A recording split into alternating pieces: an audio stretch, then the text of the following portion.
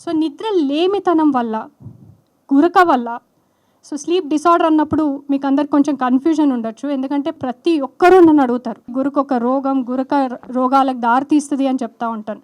So గురక గురించి మాట్లాడినప్పుడు అదేంటండి, గురక అందరికి ఉంటుంది, మా తాతకు ఉంటుంది, మా ముత్తాతకు ఉంటుంది, ప్రతి ఒక్కరికి ఉంటుంది, మీరు అది రోగం అని ఎట్లా అంటారు అని అంటారు. గురక ఉన్నప్పుడు అది స్లీప్ యాప్నియా అనే సమస్యకి ఒక చిహ్నం. దాంట్లో గురక వస్తుంది అని అంటే ఎయిర్వే అనేది నేరో అవుతున్నట్టు అర్థం. సో ఎయిర్వే నేరో అవుతుంది అంటే దాంట్లో వెళ్ళే గాలి, వెళ్ళే ఆక్సిజన్ మన బాడీకి తక్కువ అందుతున్నట్టు. ఈ లో ఆక్సిజన్ వల్ల మన బ్రెయిన్ అనేది, బాడీ అనేది ఎఫెక్ట్ అవుతుంటుంది. దీనివల్ల sugar, BP, hormonal issues, heart attacks, brain strokes, Alzheimer disease, memory issues ఇవన్నీ కూడా వస్తూ ఉంటాయి. సో మరి గురక ఆరోగ్యం ఎలా అవుతుందండి? డెఫినెట్లీ కాదు. అయితే గురక ఉన్నవారు ఎప్పుడైతే ఈ స్లీప్ స్టడీ అనే టెస్ట్ చేయించుకుంటారో అప్పుడు ఈ స్లీప్ యాప్నియా ఉందా లేదా, అది ఎంత సివియారిటీగా ఉంది అనేది తెలుస్తుంది. అది తెలిసినప్పుడు మాత్రమే మనకి ఆ గురక అనేది ఇట్లాంటి కాన్సిక్వెన్సెస్కి దారితీస్తుందా లేదా అనేది మనం ఐడెంటిఫై చేయడానికి ఉంటుంది. సో గురక ఒక్కటే ప్రాబ్లమా అంటే నిద్ర లేమితనం. ఎంతోమంది నిద్ర లేమితనంతో బాధపడుతుంటారు. నేను గంటే పడుకున్నా, 2 గంటలే పడుకున్నా. ఎంతోమంది, నేను కొంతమంది గవర్నర్ పొజిషన్లో ఉన్న వారిని కూడా నేను చూశాను. వారు అన్నీ బాగున్నాయి, నేను ఇంత పెద్ద పెద్ద పదవులు చేసా, అంతా బాగుంది, ఫ్యామిలీ బాగుంది, ప్రొఫెషన్ బాగుంది, ఎవ్రీథింగ్ బాగుంది, కానీ నాకు ఒక గంట సేపే నిద్ర పడుతుంది. సో ఇన్నున్నా కానీ ఒక నిద్ర లేకపోవడం వల్ల అది ఎంత శాపంగా అనిపిస్తుంటుందో వాళ్ళకి నేను వాళ్ళ వర్డ్స్లో విన్నాను, వాళ్ళ ఎక్స్ప్రెషన్స్లో చూశాను. కొంతమంది పేషెంట్స్, ఎందుకంటే మేము ఈ సెంటర్ ఇదేం ఫస్ట్ సెంటర్ కాదు, ఇది మేము జూబ్లీ హిల్స్లో 2 years బ్యాక్ స్టార్ట్ చేశాము. అప్పటి హెల్త్ మినిస్టర్ హరీష్ రావు గారు స్టార్ట్ చేశారు. సో ఆ తర్వాత మేము కొన్ని వేల మంది పేషెంట్స్ని చూడడం జరిగింది. వాళ్ళలో కొంతమంది ప్రైవేట్ కూర్చున్నప్పుడు వాళ్ళ అటెండర్స్ని కానీ అందరినీ బయటికి పంపించి కూడా చాలా బాధపడతారు, చాలాసార్లు ఏడుస్తుంటారు. నిద్ర లేకపోవడం వల్ల నేను అసలు నెక్స్ట్ డే ఏ పని చేయలేకపోతున్నా, నా ఎమోషన్స్ నా కంట్రోల్లో ఉండట్లేదు, నా మెమరీ నా కంట్రోల్లో ఉండట్లేదు, సో నా వర్క్ ప్రొడక్టివిటీ నేను చేయలేకపోతున్నా. సో ఇలా బాధపడే వాళ్ళు ఉంటారు. వాళ్ళందరికీ కూడా ఈ స్లీప్ థెరపెటిక్స్ అనేది ఒక ట్రీటింగ్ డాక్టర్ అండ్ ట్రీటింగ్ హాస్పిటల్గా మారి ఎంతోమంది లైఫ్స్ని చేంజ్ చేసింది with the same inspiration. So ఈ డిసీజెస్ వల్ల, ఈ కాన్సిక్వెన్సెస్ వల్ల ఇంత ప్రాబ్లం వస్తుంది అని తెలిసి we thought of expanding the center and we now expanded to Kukatpalli. Why Kukatpalli ante 2 reasons. One, this hospital is run by my husband and by my mother-in-law. They're very keen about it and they were looking for expansion of services. That is one reason. Second reason, Kukatpalli as such is a residential area. ఇక్కడ చాలా మంది patients ఉండడం జరుగుతుంది, చాలా మంది population ఎక్కువ, plus software people కానీ, business people కానీ, డిఫరెంట్ వెరైటీస్, ఈవెన్ డాక్టర్స్ కానీ చాలామంది కూడా ఈ ఏరియాలో ఉండడం జరుగుతుంది. సో వాళ్ళ స్ట్రెస్ లెవెల్ వల్ల వాళ్ళకి స్లీప్ ఇష్యూస్ అనేది రావడం మనం కామన్గా చూస్తుంటాం. సో వాళ్ళకి టైం కూడా లిమిటెడ్ ఉంటుంది కాబట్టి, so to treat them, to solve there issues, we expanded to Kukatpalli. The best thing is the availability of other specialists. So ఈ స్లీప్ అనేది మీరు ఒక్కరే చేస్తున్నారా, వేరే వాళ్ళు ఎవ్వరూ చేయట్లేరా అని అడిగితే డెఫినెట్లీ చాలామంది డాక్టర్స్ స్లీప్ ప్రాక్టీస్ చేస్తున్నారు. నేను అక్కడ ఉన్నప్పుడు, ఆ హాస్పిటల్లో ఉన్నప్పుడు ఓపీడీలో స్లీప్ ప్రాక్టీస్ చేయడానికనే నేను పేషెంట్స్ని స్లీప్ గురించి అడగడం కానీ, ట్రీట్ చేయడం కానీ చేస్తుండేదాన్ని. కానీ మనం స్లీప్ ప్రాక్టీస్ చేసేటప్పుడు ఒక్క సిమ్టమ్సే కాదు, దాని డయాగ్నోసిస్ ఇంపార్టెంట్, దానికి ట్రీట్మెంట్కి రిక్వైర్డ్ అయిన మెషిన్స్ కూడా ఇంపార్టెంట్. సో డయాగ్నోస్టిక్ ఇంతకుముందు మనం ల్యాబ్ చూసాం. స్లీప్ ల్యాబ్ అనేది proper sleep labs, well equipped sleep labs మన దగ్గర లేవు. పెద్ద పెద్ద ఎంఆర్ఐలు ఉన్నాయి, కోన్ బీమ్ సిటీలు ఉన్నాయి, చాలా ఎక్స్పెన్సివ్ మెషినరీ ఉంది, కానీ ఎందుకో స్లీప్ ఎక్విప్మెంట్ మీద మాత్రం కాన్సన్ట్రేషన్ అంతగా లేకుండే. సెకండ్ థింగ్, ఈ స్లీప్ ల్యాబ్ అనేది చాలామంది ఇంటికి వెళ్ళి పరీక్షలు చేస్తాం, హోమ్ స్లీప్ స్టడీ చేస్తాం, 100K చేస్తాం, 200K చేస్తామని ఎట్లా పడితే వాళ్ళు, అట్లా ఎవరు పడితే వాళ్ళు ఒక ప్రొఫెషనలిజం లేకుండా చేస్తున్నారనేది అది నా నోటీస్కి వచ్చింది. దెన్ వీ రియలైజ్డ్, ఒక డాక్టర్గా నేను ఫోర్ ఫ్రంట్లో ఉండి ఒక బ్రాండ్ ఎస్టాబ్లిష్ చేసి దాంట్లో మనం హోమ్ స్లీప్ స్టడీ కానీ, లెవెల్ 1 స్లీప్ స్టడీస్ కానీ, any kind of test which is required to sleep చేసినప్పుడు ఒక పేషెంట్ కూడా అరే వీళ్ళు ఒక doctor, trained professional, certified people, certified technicians and technologist అనే నమ్మకంతో వాళ్ళు ముందుకెళ్ళచ్చు అనేది ఈవెన్ వేరే డాక్టర్స్కైనా పేషెంట్స్కైనా ఒక హోప్ క్రియేట్ చేయొచ్చు అనే ఉద్దేశంతో స్లీప్ ల్యాబ్స్ ఎస్టాబ్లిష్ చేశాం. Coming to treatment part, treatment ఇచ్చేసరే ఏదో రకంగా ఎక్కడికో అక్కడికి వెళ్ళి టెస్ట్ చేయించుకొని వస్తున్నారు ఓకే అనుకున్నా కానీ ట్రీట్మెంట్ విషయానికి వచ్చే వరకు CPAP devices, iNAP device, sleep tracking devices, so ఎన్నో డివైజెస్ ట్రీట్మెంట్ పార్ట్లో యూజ్ అవుతుంటాయి. ఇవి కూడా చాలామంది నాలెడ్జ్ ఉందో లేకుండో ఏదో ఒకటి చెప్పిన తర్వాత కూడా పేషెంట్ దాన్ని యూజ్ చేయడానికి కష్టపడ్డం, ఆ ప్రాబ్లమ్ని ఎవరికి చెప్పాలి? ఆ మెషిన్ ఇచ్చిన డీలర్కి చెప్పాలా, ఆ షాప్ అతనికి చెప్పాలా, డాక్టర్కి చెప్పాలా, ఎవరికి చెప్పాలి? ఎవరికి అంత టైం లేదు ఫాలోఅప్ చేసే అంత టైం. సో దీనికి ఒక డాక్టర్ అనే వాళ్ళే ఇంపార్టెంట్ కాదు, దీనికి ఒక system important. So we try to create an eco system in treating sleep apnea patients by providing CPAP devices, by providing INAP and dental devices and many more. So కొంతమంది అంటారు surgical వాళ్ళు, ఈ ముక్కు correct చేయించుకోండి మీ గురక తగ్గుతుంది, లేదంటే అడినాయిడ్సో టాన్సిల్సో తీసేయండి గురక తగ్గుతుంది. Yes, that is also true. కానీ దానికి సంబంధించిన కేసెస్ అంటూ కొన్ని ఉంటాయి. సో దానికి కూడా ఒక ప్రొసీజర్ ఉంటుంది. వాళ్ళకి స్లీప్ స్టడీ చేయడం, అసెస్మెంట్ చేయడం, వాళ్ళకి మెషిన్ అవసరమా, సర్జరీ అవసరమా, లేకపోతే వాళ్ళ స్ట్రెస్ రిలేటెడ్ స్లీప్ ఇష్యూస్ ఉన్నాయా, వాళ్ళకి సైకాలజిస్ట్ అవసరమా, సైకియాట్రిస్ట్ అవసరమా, ఇవన్నీ కూడా డైరెక్షన్ ఇచ్చే వాళ్ళు ఒకళ్ళు ఉండాలి.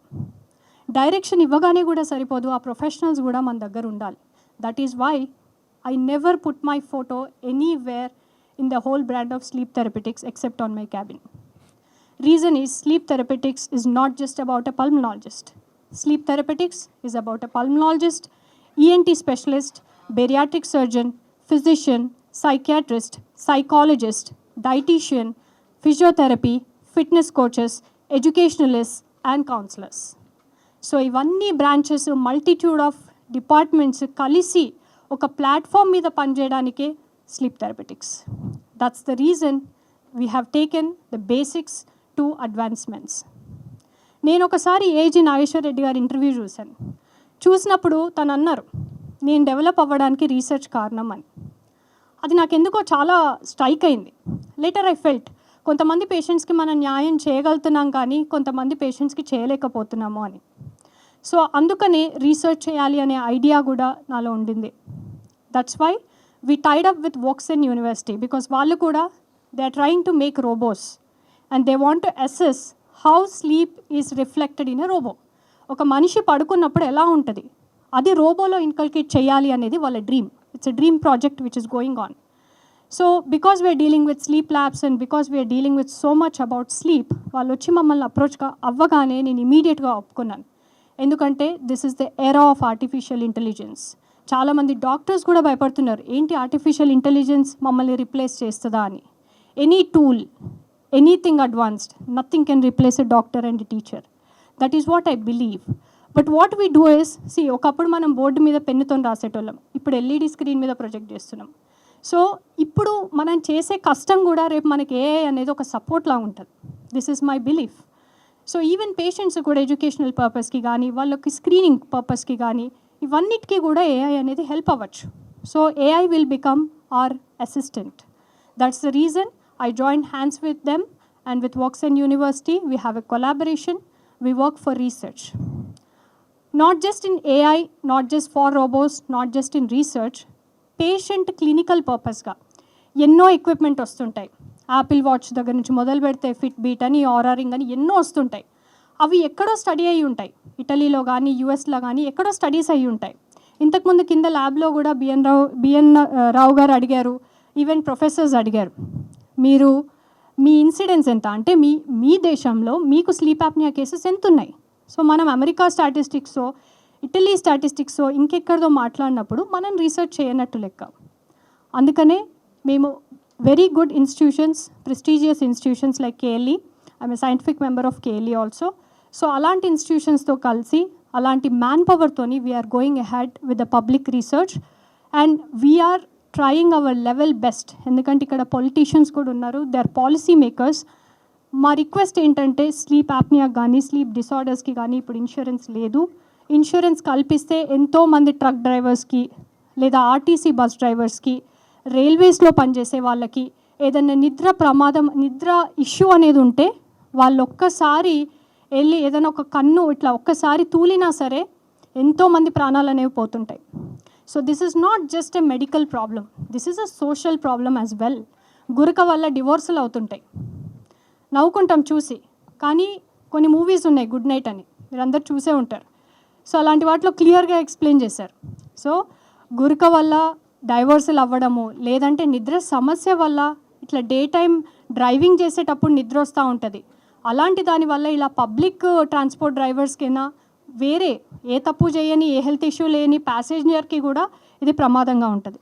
సో ఇన్సూరెన్స్ అనేది వస్తే అది గవర్నమెంట్ ప్రొవైడ్ చేసినప్పుడు definitely we can do better in sleep, we can screen, diagnose and treat each and every patient. So this is my request to the politicians over here. And last but not the least, so ఇన్ని చెప్తున్నారు, ఇప్పుడు మాకు ఒక 10 మంది వచ్చి ఎవరైనా కానీ ఎలా అంటే ఏ సమస్య ఉంటే మీ దగ్గరికి రావాలి అని చెప్పాలి అని అడుగుతారు. ఎందుకంటే నేను ఇట్లా ఎక్కడ మాట్లాడినా కానీ అందరూ వింటారు, అయిపోయిన తర్వాత వాళ్ళకి డౌట్ వస్తుంది, ఇదంతా ఓకే కానీ అసలు మీ దగ్గరికి ఎవరిని పంపించాలి అని. బికాస్ తలనొస్తుందంటే ఫిజిషియనో లేకుంటే ఈవెన్ న్యూరాలజిస్ట్ దగ్గరకు పోతారు. సో దగ్గు వస్తుందంటే పల్మనాలజిస్టో ఫిజిషియన్ దగ్గర పోతారు. కానీ మీ దగ్గరికి ఎవరిని పంపించాలి? నిద్ర రావట్లేదని ఎవరు చెప్తారు? ఎవరికైనా గురక డే టైంలో నిద్ర రావడం, పని చేసుకుంటూ నిద్ర రావడం, లేదు అంటే డ్రైవింగ్ చేస్తూ నిద్ర రావడం, లేదంటే ఈవెన్ ఫ్రీగా కూర్చున్నప్పుడు కూడా రిపీటెడ్గా నిద్ర రావడం, కాన్సన్ట్రేషన్ ఫోకస్ లేకపోవడం, మెమరీ ఇష్యూస్ లేకపోవడం, ఇలాంటివి ఏ సమస్యలు ఉన్నా కానీ, లేదా నిద్ర లేమితనం, హార్మోనల్ ఇంబ్యాలెన్సెస్, బీపీ, షుగర్ ఇవన్నీ కంట్రోల్లో ఉండకపోవడం, ఎంతగానం ట్రీట్మెంట్ ఇచ్చినా కానీ కంట్రోల్లో ఉండకపోవడం. సో ఇలాంటి థింగ్స్ ఏదైనా ఉంటే, రిపీటెడ్ హెడేక్స్ రావడం, రిపీటెడ్ మైగ్రేన్ ఇష్యూస్ రావడం, సో ఇలాంటివి ఏమైనా ఉంటే మీరు డెఫినెట్గా ఒక స్లీప్ స్పెషలిస్ట్కి రిఫర్ చేయొచ్చు.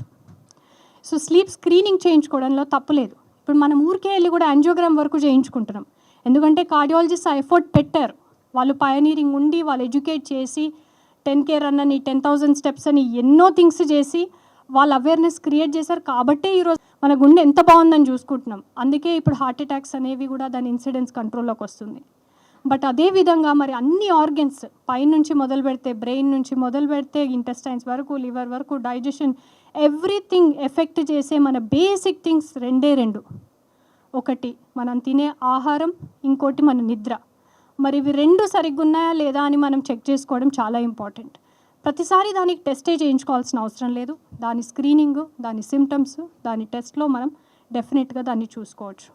సో ఇది ఓన్లీ పెద్దోళ్ళకే ఉంటుందా అంటే లేదు, ఇది డెఫినెట్లీ పిల్లలకు కూడా ఉంటుంది. అందుకే వాళ్ళకి స్కూల్లో నిద్ర రావడము, అకాడమిక్ పర్ఫార్మెన్స్ మంచిగా ఉండకపోవడము, ఎక్స్ట్రా కరికులర్ యాక్టివిటీస్లో చురుగ్గా ఉండకపోవడము, చాలామంది మధ్యలో ఆటిజంతో బాధపడ్డము. ఎందుకంటే ఇక్కడ స్కూల్ మేనేజ్మెంట్స్ కూడా ఉన్నారు కాబట్టి డెఫినెట్లీ మీరు మీ పిల్లల్లో, మీ స్కూల్ పిల్లల్లో ఆర్ మీ పేరెంట్స్లో ఈ అవేర్నెస్ అండ్ ఎడ్యుకేషన్ అనేది we have to promote it. So with all the said things, I conclude by saying sleep is very important. ఎందుకంటే ఇది నేను చెప్పట్లేను, భగవద్గీతలో కృష్ణుడు వర్స్ 16లో చెప్పాడు. ఎవరైతే సరిగ్గా తన సాంస్క్రిట్లో చెప్పాడు, నాకు అంత సాంస్క్రిట్ రాదు కాబట్టి తెలుగులో చెప్తాను. ఎవరైతే సరి అయిన ఆహారం తీసుకొని సరి అయిన నిద్ర అనేది ఉంటుందో, ఎక్కువ కాకుండా, ఎందుకంటే నేను 10 గంటలు పడుకుంటా, మంచిదినా మేడం మీరు పడుకోమన్నారు కదా, మరి నేను ఇంటికి వెళ్ళి 10 గంటలు పడుకుంటా, 15 గంటలు పడుకుంటా, పని అంతా బంద్ చేస్తా అనేటోళ్ళు కూడా ఉంటారు. సో వాళ్ళ కోసం చెప్తున్నా, నేను చెప్పింది కదా, కృష్ణుడు చెప్పింది. ఎవరైతే అతిగా నిద్రపోరో లేదా తక్కువగా నిద్రపోరో, అతిగా తినరో లేదా తక్కువగా తినరో, అలాంటి వాళ్ళని యోధులు అంటాం, వాళ్ళని సెయింట్స్ అంటామని తను కృష్ణుడు ఎప్పుడో ఉన్న భగవద్గీతలో చెప్పడం జరిగింది. సో దాన్నే ఇన్స్పిరేషన్గా తీసుకొని ఈరోజు మనము ఇంత టెక్నాలజికల్ అడ్వాన్స్మెంట్స్ ఉన్నా కానీ స్టిల్ మన ఆహారం, మన నిద్ర, ఈ రెండిటి మీద కాన్సన్ట్రేషన్ చేయాలని కోరుకుంటూ